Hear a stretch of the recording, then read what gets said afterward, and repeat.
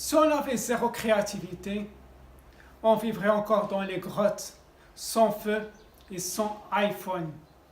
Bonjour et bienvenue sur votre chaîne RTA.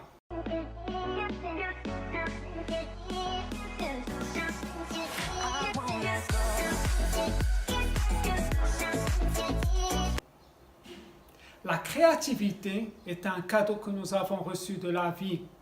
L'ennui est qu'on oublie souvent de s'en servir. Tentons par le rêve et l'imagination de nous projeter dans l'avenir. Il est vrai que nous vivons aujourd'hui une période d'incertitude et de peur. L'humanité entière a peur, des peurs climatiques, des peurs environnementales, des peurs technologiques, des peurs civilisationnelles, des peurs politiques, des peurs sociétales.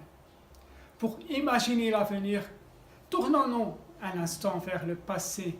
Il y a 1000 ans, 5000 ans, 10 000 ans, 100 000 ans et même 1 million d'années, nos ancêtres avaient aussi peur. Ils avaient peur des orages, des animaux sauvages, ils avaient peur de la nuit. Pour maîtriser cette peur, ils ont inventé le feu et se sont tournés vers les étoiles.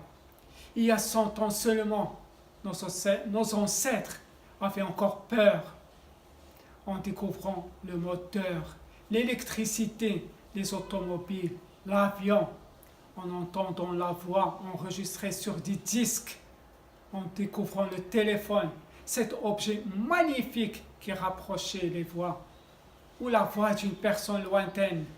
Mais grâce à la créativité, nous ne nous laisserons pas envahir par la peur.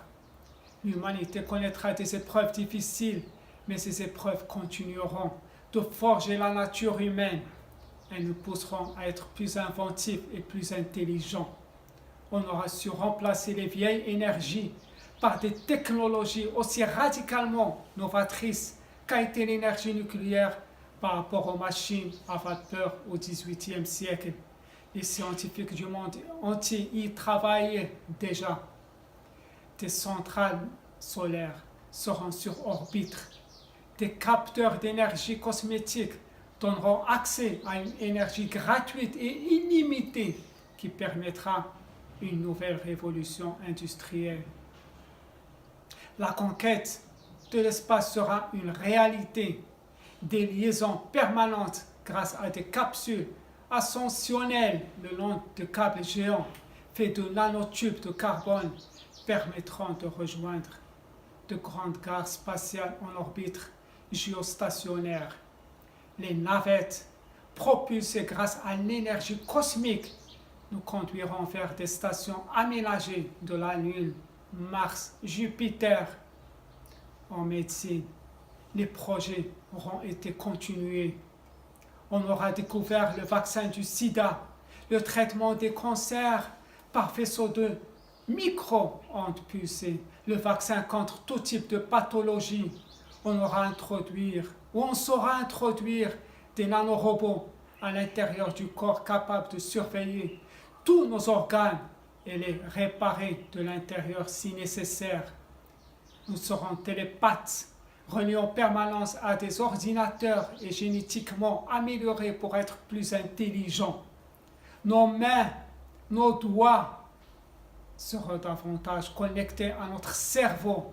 Nos mains, nos doigts seront équipés d'une multitude de puces électrospatiales. Nos mains seront nos ordinateurs, notre iPad, notre iPhone. Nos doigts assureront notre agenda. C'est la créativité, cette étincelle qui nous éclairera le chemin de notre monde. Ce monde ou ce nouveau monde qui sera plus beau que le monde d'aujourd'hui. Ainsi prend fin cette présentation pour aujourd'hui. Je vous remercie bien sûr de m'avoir suivi. Merveilleuse journée positive à vous.